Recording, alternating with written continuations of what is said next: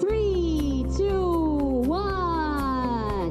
All right. President Lai Ching-te hints at new incentives for the AI sector as Taiwan looks to transition its chip supply chain away from China.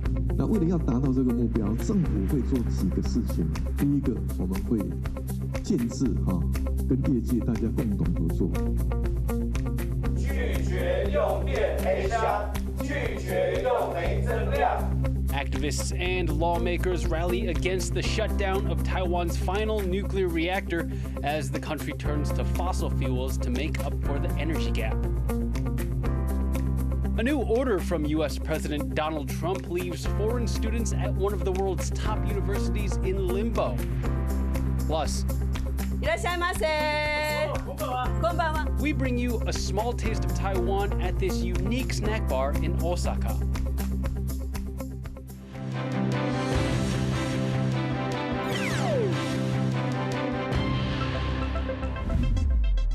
Hello and welcome to Taiwan Plus News. I'm Liao. Taiwan President Lai Ching-te has said perks for Taiwan's AI sector could soon be on the way while speaking at a forum in Taipei. Diversifying Taiwan's tech supply chains away from China has been one of the president's major policies. 2, 1，请启动。创新、安全、韧性。 Betting big on artificial intelligence. President Lai Ching-te announces that he will roll out incentives to help Taiwan's AI sector thrive. 那为了要达到这个目标，政府会做几个事情。第一个，我们会建制跟业界大家共同合作，建制法治，推出国家政策。这个在金融的支持，还有税负方面的鼓励，这个我们通通都会来做。 AI was just one of many topics covered at a forum where semiconductor supply chains took center stage. After all, no semiconductors, no AI. Taiwan's Industrial Technology Research Institute, or ITRI, hosted the event. The forum sought to connect leaders in the semiconductor field in a bid to diversify global chip supply chains and decouple the industry from China. The second role we can play is to set up as a platform to build trustable alliances. I think that's very important because everybody talking about the non-China supply chain and also the supply chain safety, supply chain resilience. Democratic supply chains have been a key policy point for President Lai. Simply put, he wants Taiwan to work more with its democratic partners and allies, lessening dependence on China, which he has called a foreign hostile force. The Lai administration showed its commitment to the policy, with both the economy and foreign ministers in attendance at Friday's event. 各位伙伴，今天不是只是在讨论产业合作，更是在为科技民主建立一个更稳定的护城河。 Taiwan has a major advantage in the chip-making field and is well positioned to influence where and how semiconductors are made. As such, chips have become a crucial asset for Taiwan's diplomacy. Representatives from the US, Japan, France, the UK, the Netherlands, and more spoke at the event. Hundreds of industry leaders also attended. But some insiders believe that Taiwan should keep its politics and business separate. I think that there's a way to the best it can separate the politics from business decisions. And I think that that's the way to move forward for Taiwan to grow economically. The global trade order now faces major challenges and is reshuffling to overcome those hurdles. Much of the uncertainty is fueled by U.S. President Donald Trump's ambiguous tariff policies, which have also taken aim at semiconductors. The world's largest chip maker, TSMC, has asked the U.S. to consider tariff exemptions on semiconductor products after it announced a $165 billion investment in America. But Trump has made no promises. Even as anxiety continues to hang over global trade, Taiwan is using this moment to shift the winds in its favor. Leon Lian and Leslie Liao for TaiwanPlus. Taiwanese electronics giant Foxconn plans to invest $1.5 billion in India despite criticism from President Donald Trump. Foxconn is the world's biggest electronics contractor, best known for making Apple's iPhone. The company is expanding into India to reduce its reliance on China, its largest production base. Last week, Donald Trump complained to Apple CEO Tim Cook about the increased operations in India, saying production should be moved to the U.S. Just a week after shutting down its last nuclear power plant, Taiwan is now ramping up coal-fired energy production. But the move is sparking concern. Lawmakers and environmentalists warn pollution is on the rise. And as Rick Liao reports, Taiwan's debate over nuclear power is far from settled.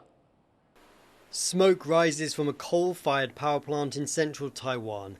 Units brought back online just days after Taiwan shut down its last operating nuclear reactor.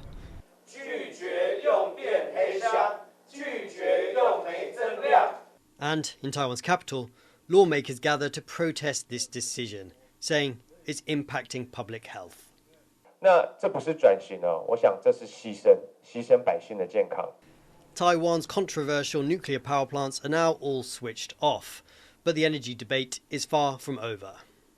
Taiwan pursued nuclear energy in the 80s and 90s. At its peak, it relied on it for about half of its energy production. But after the nuclear disaster in Fukushima in neighbouring Japan, safety concerns led Taiwan to begin shutting down its 4 reactors. And, for now at least, fossil fuels are making up most of the deficit. Despite the health concerns, state-run Taipower says it has been transparent about reactivating fossil fuel units to meet rising demand. 台电一向就是依照着这一个规范在启动，所有的机组并联发电在台电的公开网站上面全部都有呈现，不会有偷来这件事。 Taiwan faces an uphill battle to meet its 2050 carbon neutral goals and keep pollution down. New wind and solar projects are starting to come online, but not fast enough to make up for the loss of nuclear power or to curb Taiwan's growing dependence on fossil fuels, which now supply nearly 90% of the country's energy. The government here now saying they could go back to nuclear. I think small modular reactors and new generation of large nuclear reactors can be considered by this government, because the announcement was made publicly by the premier. So that's why I'm sure that this government will come back to nuclear again in the future. But I'm not sure how soon would that be, okay? But if we are only talking about new nuclear technology, then we have to wait until 2030. That's a long wait for Tech Hub Taiwan, where the demand for energy is only increasing. Much of the world's most sophisticated semiconductor chips are made here, production rising to meet increasing demand for AI supercomputers. Shutting down its now aging and, for many people, unsafe nuclear reactors may have solved one of Taiwan's energy challenges. But the bigger dilemma remains: how to keep the power on while addressing people's concerns about their health and safety. Chris Ma and Rick Liao in Taipei for TaiwanPlus. Thousands of foreign students in the U.S. face uncertainty after the Trump administration barred Harvard University from enrolling them. The ban affects new international students for the 2025 to 2026 school year. Those already enrolled must transfer or risk losing their legal status in the U.S. The move follows a standoff between the White House and Harvard over the school's refusal to hand over information on foreign students after campus protests. Homeland Security accuses Harvard of creating an unsafe environment, saying it allowed anti-American agitators to target Jewish students. The department says the school can continue to admit foreign students if it turns over student records within 72 hours. Harvard has called the order unlawful and says it's working to support its students. For more on the reaction to the Trump administration's move, Joyce Zeng spoke with Ginny Hu. She's a current Harvard PhD student from Taiwan studying speech and hearing bioscience and technology. Ginny, can you share with us what the mood on campus has been like since Harvard started resisting the Trump administration's demands? Yeah, it's so complicated.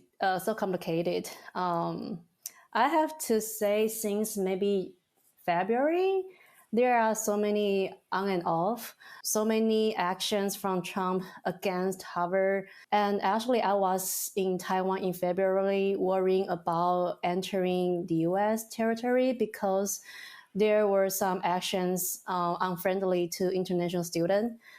But luckily, I got in successfully, and I think that's it. But actually, that was just a beginning. The NIH cut and also the NIH grant termination. Every time we think this kind of ridiculous thing won't happen, but every time, like, it did happen, even though some people said that it is actually not constitutional. But who can guarantee that? I don't know. So I just feel like my life, my heart was suspended. And how does this latest ban on enrolling foreign students affect you? I'm right now under the student visa, which is the F visa, and my status might be suspended. Based on what the news said, that you need to transfer to other university or go back to your hometown. I think the worst scenario is that maybe our PI, because I'm a graduate student, like PhD student, so actually I'm working under a PI's lab. So the worst scenario would be my PI might ask somebody else, like some other professors outside of Harvard, to take me and finish the rest of my thesis. But we won't know if that could happen. As you know, the NIH grant is also cut. So every lab is suffering from financial issue right now.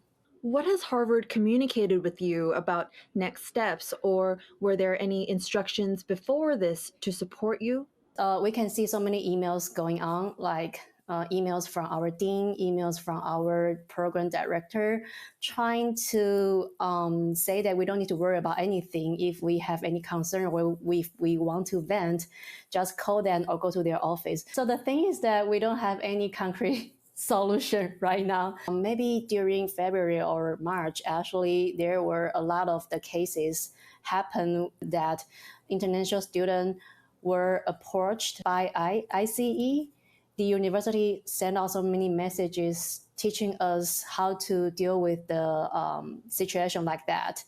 So they actually said that if you see any ICE people approaching you, you don't touch them, don't talk to them. You have like right to walk away.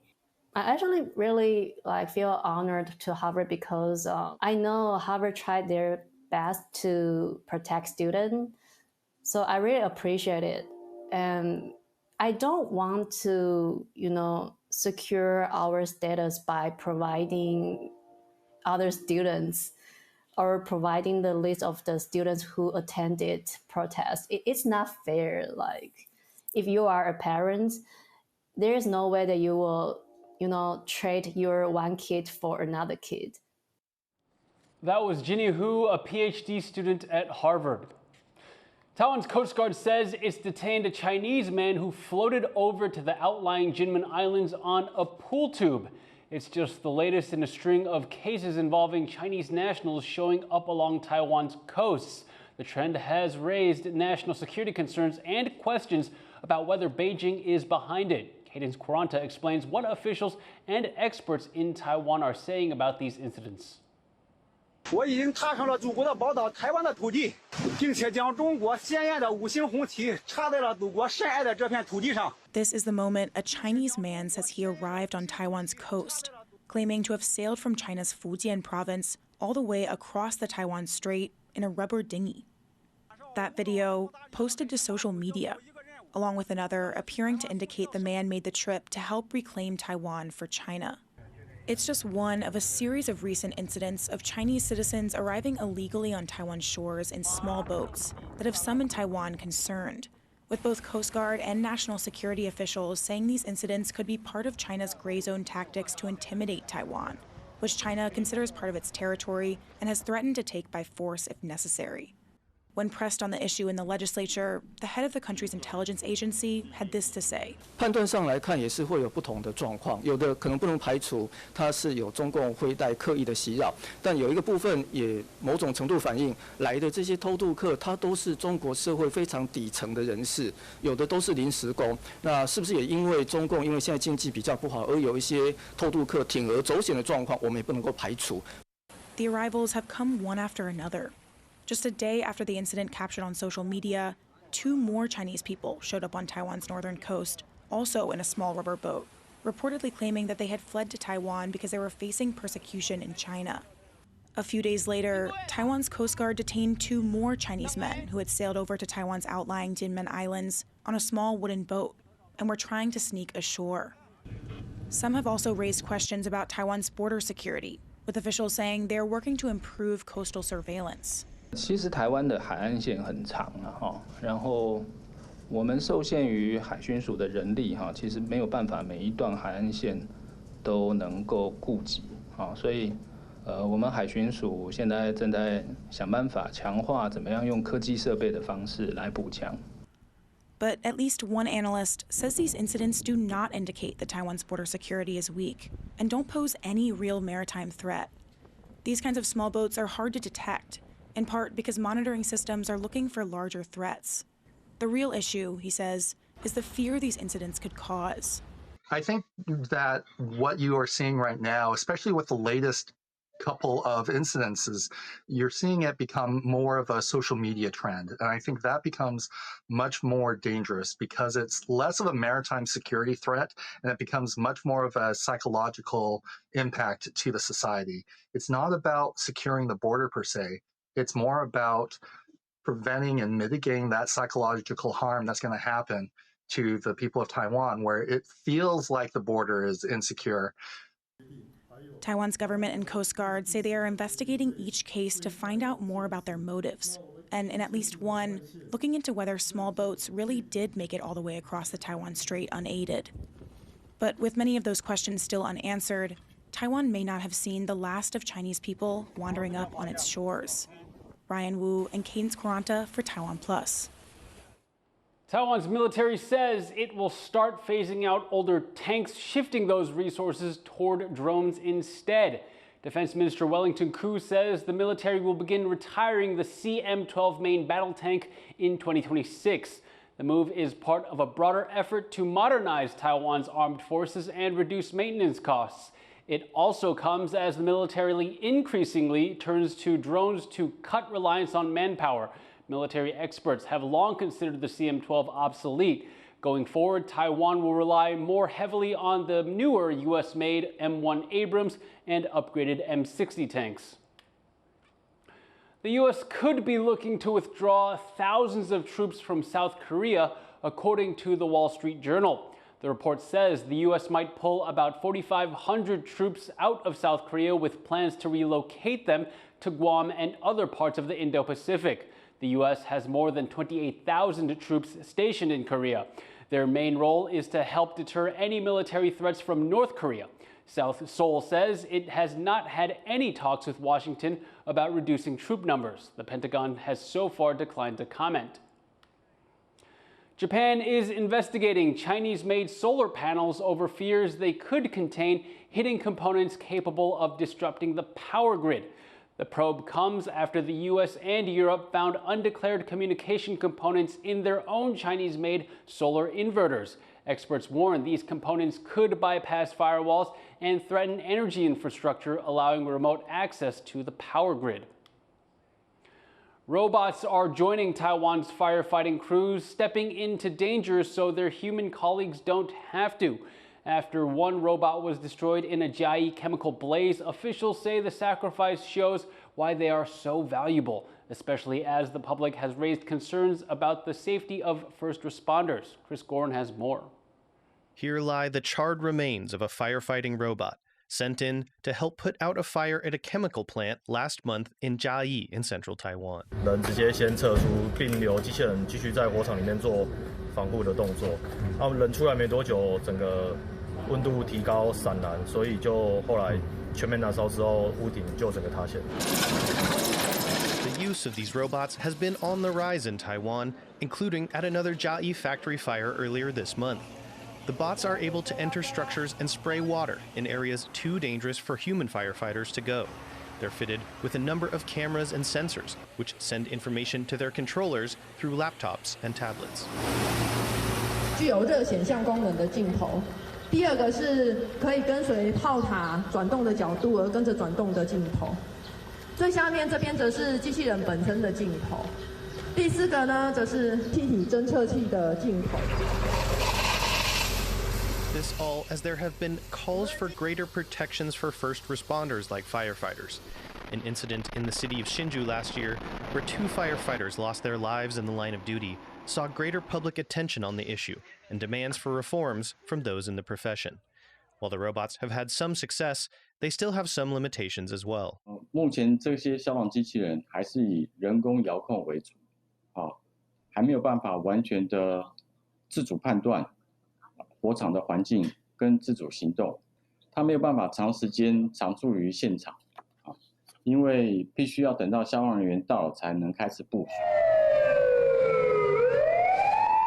There are currently 141 of the robots being used in fire departments across the country. The National Fire Agency says the Jiayi fires show the robots' utility in protecting firefighters and will continue to integrate them into their operations. 我们还会再继续 因为这些成功的案例已经发生了，我们会继续进大概79台消防机器人，未来也会部件各多在各县市继续执行以机器人替代人命的作业，让它能够发挥功效。 Each robot costs between $50,000 and $200,000 US. While the robots may be expensive, fire departments would argue there's no price too high to ensure their human firefighters make it home. Dolphin Chen and Chris Gorin for TaiwanPlus.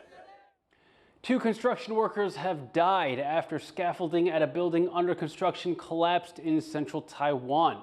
2 more workers were injured at the site in Taichung when the scaffolding came crashing down from around 10 stories up. An initial investigation suggests the structure fell as it was being dismantled because it was holding too much weight. Construction site accidents are not uncommon in Taiwan. Just last year, 2 people were killed when scaffolding collapsed at a factory in the south. One Taiwanese woman based in Osaka is bringing the tastes of her homeland to the famous Japanese city with a unique snack bar. Reporter Sadie Chi visited the bar to see what she has on offer. いらっしゃいませ。こんばんは、アリです。Stepping into this shop, customers are immediately surrounded by laughter. The snack bar is called Hanamizuki, which means dogwood flower. It's located in bustling Kitashinchi, a part of Osaka known for its vibrant nightlife. Bars like these are common in Japan, where drinking holds an important place in both work and social culture. Sharing drinks with friends and colleagues fosters a sense of camaraderie and openness. But this snack bar is different from others in the area. It gives its customers a taste of Taiwanese hospitality, all thanks to 59-year-old Li Chunhua from Hualien, Eastern Taiwan, or Yukari, as she's known to the locals. 听到我是台湾妈妈桑的时候，他们就会跟我聊天聊台湾，曾经去过台湾的人，那不知道台湾的人想去台湾的人，也会问我台湾的一些现在是怎么样，他们想去台湾可以去哪里玩这样，所以就从这里话切进去，就这样融进来的。It's not just Yukari's hospitality that draws customers. It's also the Taiwanese treats she makes. 我会做，我小时候我们家我会自己包水饺啊，做一些。 就是日本人吃不到葱油鸡啊、菜包能啊、菜脯蛋啊，然后那种小吃就是卤肉啊，那种卤肉就是米粉啊，那些东西在日本吃不到的。Yukari is the soul of the snack bar, running it for over a decade while raising her 2 children by herself. Before opening the bar, she juggled 2 jobs, working day and night, and surviving on just 3 to 4 hours of sleep each day. To better support her children and give them a more stable life, Yukari decided to open the snack bar. The process wasn't easy. 那当中真的很辛苦，要带孩子，小孩子要高考，然后又要准备店里的，那时候只能一直很拼命的打拼，很拼命的做。Yukari's hard work has paid off. Many of her clients are regulars. Some have been coming since the bar first opened, drawn back time and time again by Yukari herself. 他の人には分かんないんですけど、僕には非常に優しいので、お母ちゃんみたい。ここは日本だけども、日本のママよりも、昭和って言って分かるかなオールドスタイル、だから好き。今のママっていうのはもう、ね、どっちかと言ったらもう金儲けに走ってる人が多いから、だからみんな紹介するし、こう気持ちで飲ましてくれるとかね。As a single mother who built her business from the ground up in Japan, Yukari has poured her heart into every dish she serves and every customer she welcomes. Now, with her children grown and a community of loyal clients, Yukari's shop will continue to flourish, like the flower it's named after. Hangshu, PG Zhuang and Sanichi for TaiwanPlus. And thank you for watching TaiwanPlus News. Finally, here's beloved Muppet Kermit the Frog speaking to new graduates at the University of Maryland commencement ceremony. I'm Leslie Liao. Take care and see you next time. So graduates, you've all done just what you set out to do. And you're just getting started!